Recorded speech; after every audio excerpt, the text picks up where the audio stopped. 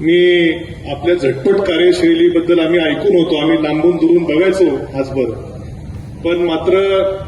एवढ्या झटपट तुम्ही मला सांगा, शनिवारी माझा प्रवेश पक्षामध्ये झाला, रविवारी उमेदवारी जाहीर झाली आणि गुरुवारी मी आमदार झालो. म्हणजे आपल्या झटपट कार्यशैलीबद्दल आम्ही ऐकून होतो, त्याचा अनुभव राहुरीकरांनी त्या ठिकाणी घेतलेला आहे. आणि निवडणुकीची देखील मी आपल्या सर्वांना, या ठिकाणी उपस्थित असलेल्या सर्वांना आवर्जून सांगू इच्छितो की तिकीट मिळण्यापासून पुढच्या अर्ज भरण्याची प्रक्रिया असेल आणि अर्ज काढण्याचा दिवस असेल, तो तुम्ही टीव्हीवरती बघितला असेल.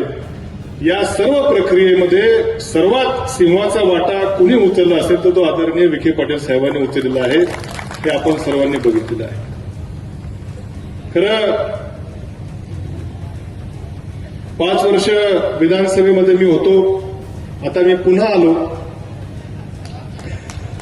विधानसभेत नाही पण विधान परिषदेत आलो आणि